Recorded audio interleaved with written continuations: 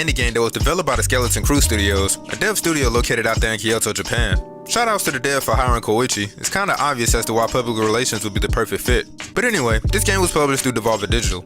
One person in particular at Skellington Crew is why we have this game in the first place, and his name is Thomas Olsen. He also did another game called Backlash that shares similar playstyles and presentation as Olija, with the exception of course being a multiplayer brawler along the likes of Smash Brothers.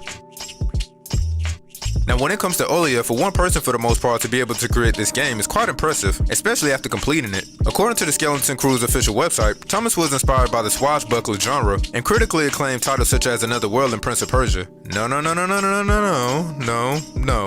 that Prince of Persia. The OG Prince of Persia with the side-scrolling mechanics reminiscent of the spin-offs of his offspring Assassin's Creed. Now, how I heard about this game was through Devolver Digital's Expo, where the game was briefly featured. But anyway, Olija was released in January of 2021, and you know what version I'm rocking with, so let's get into it.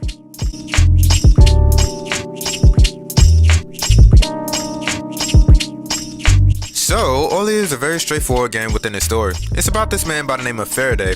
Lord Faraday.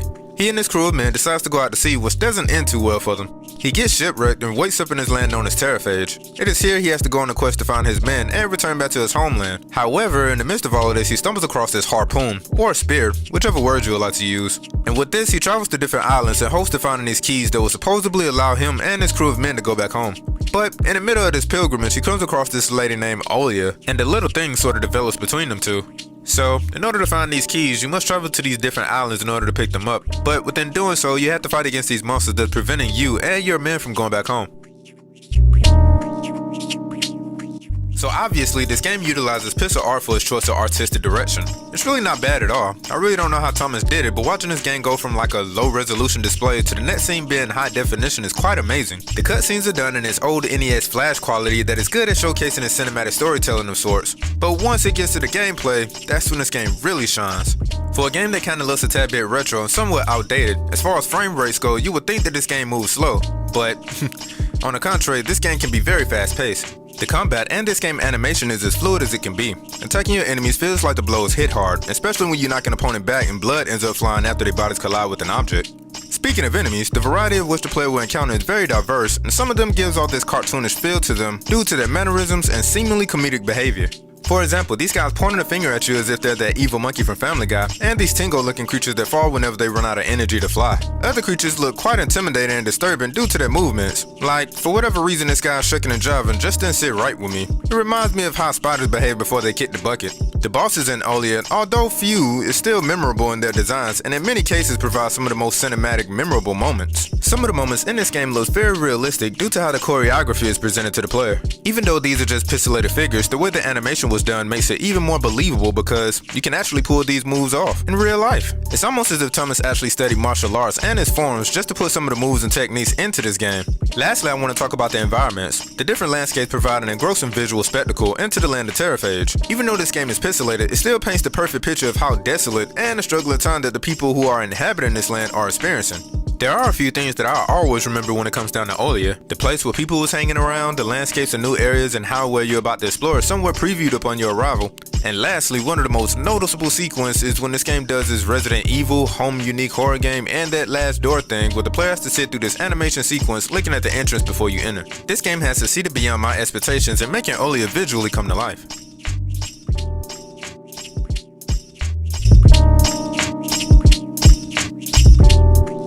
Olija is a semi-Metrovania action platformer that sees the characters traveling from different lands via this man who ferries this boat. In the beginning, the only abilities accessible to you is the ability to jump, move in various directions which is either left or right due to the constraints of the 2D art direction, punch, and for whatever reason has the ability to flail himself across the screen. Later on, you pick up weapons such as a sword, and of course the object with this game is somewhat focused around, the ancient spear. Both weapons are much better in defending yourself, better than the actual fist that you have to start off with. Every time your attack lands a hit on an opponent, this circle forms, and when it hits a certain number, it allows the player to do somewhat of a finisher when it comes to your attacks. Also, this game tries its hand in diversifying its attacks by applying the directional pad in combination with your attack button. If you do this, you can pull off more techniques depending on the weapon you use and the position of your character when trying to execute your attack. Speaking of weapons, you also have other weapons that will help aid you in your combat. Later on, you get a sword, particularly a rapier, a crossbow, a shotgun, and other weapons that come with their own gimmicks. But back to the main focus weapon, the spear. You see, this spear serves as not only the store's MacGuffin, but it's also what you will need in order to traverse the land. When the player throws the spear, it can return to you, but for platforming sake, when you throw the spear at these black things with yellow eyes, an enemy or an item, the character will somehow teleport to what that spear is. I am sure a lot of people will draw comparisons to another game I'm sure many have played that actually utilizes a similar playstyle, Daggerhood.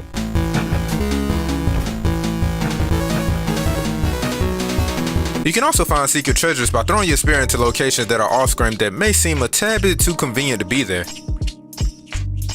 There is this place called Olija that serves as the main hub or the place where a character will grow to rest, stock up on items, and other things. Here you can purchase hats that are actually very important pieces of equipment that grant the player perks and extra attributes when journeying. Not to mention, it gives your character some sense of a stylistic change. For example, there's a hat that makes you look like Raiden from Mortal Kombat and ironically grants you the power of electricity. Then there's another hat that straight up turns you into Benny from Fire Force. With this hat equipped, whenever you throw a spear, somehow many other spears come up out of nowhere and goes in the same direction. It's better used for a delayed attack. You can purchase more hats when you acquire all the necessary ingredients that you will come across while adventuring. Keep your eyes peeled and destroy everything that you come across. This is a surefire way to stack up on these blue things, which serves as the game's currency, materials for your hats that you find along the way after breaking stuff, and also health packs. Over time, as you continue to find and free your shipmates, you will notice the hub area becoming a little bit more lively as more people congregate. At Olija, you will find a stew who will help extend your health bar, a place where you can drink and participate in public littering afterwards, a person who you can pay to go out and bring back random items that can help you, and of course a place where you are introduced to this character who serves as the narrator and the navigator of sorts who will be taking the character to different islands to essentially acquire these keys to go back home. Speaking of this land, the player has this world map showcasing all the places you must venture off to, and before you even get off the boat, you have the option of picking up which hat that you will want to equip, which can hopefully grant you an advantage for the area you're about to go into. Now this game does have a loop in which you'll have the player going here, defeat this thing, get the key, return back to hub base, and do it all over again. But surprisingly, this game also features some stealth segments where if the enemy catches you, you have to start all over again. So, in order to progress, you have to sneak by without allowing any of the guards to see you. With the equipment that you have, there are also some puzzle elements that is peppered into this game where you have to think about how to unlock certain doors with your understanding of this game mechanics as your only hope of passing through these obstacles.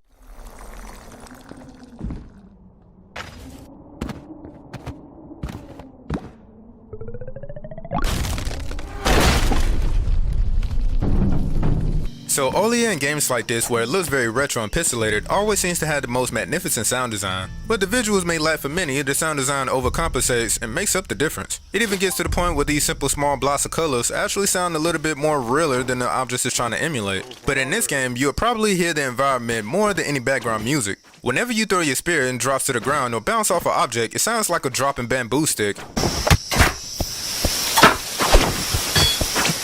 One of my favorite sounds is the shotgun going off with the stylish reload. But what needs to be mentioned is the voice acting.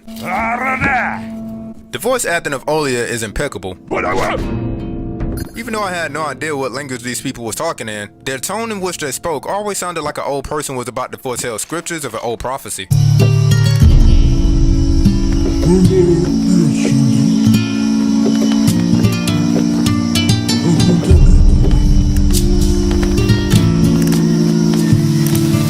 Other times, people will sound like they're mumbling. Then there are other times where you will have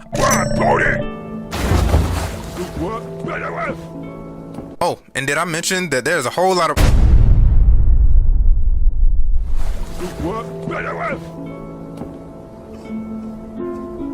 The music was done by, you guessed it, the only person that developed this game, Thomas Olsen. But he didn't just do it by himself. According to this article, Olsen had a little help in the music department from his wife. The funny thing about this game is that music isn't always the thing that's played, but rather the background noises of Terrafaced environments. Doing this within the game sorta gave me the Samurai Jack type of vibes and setting the atmosphere.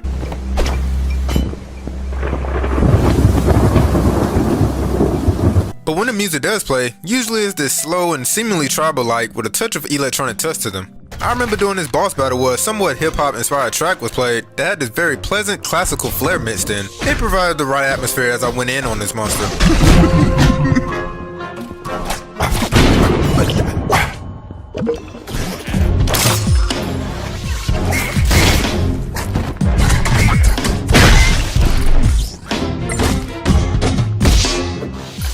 During the time of this review, I was unable to find Olija's OST, but if or when it drops, I'll provide a link in the description for y'all. Check back soon.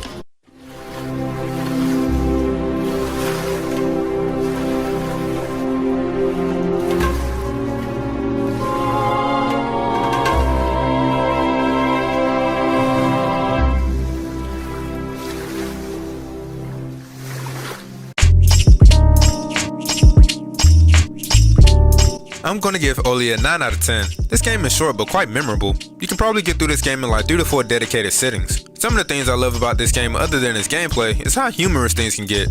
Like blowing on his horn pisses off the dude that takes you to your destinations.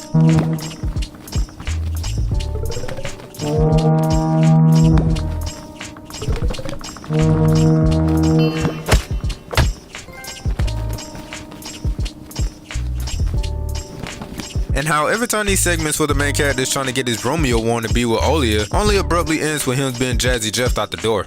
But overall, the gameplay is tight, there was no issues within the animations, meaning that there was no bugs or glitches whatsoever. My experience with this game was enjoyable and fun. However, I kinda wish that this game was a little bit longer. And then up on top of that, there's no new game plus or anything like that. After you beat the game, it sort of gives you a thank you for playing and then boosts you back to the main title screen. And if you want to play this game over again, that means you'll have to literally play this game over again. But other than that, this game is pretty awesome.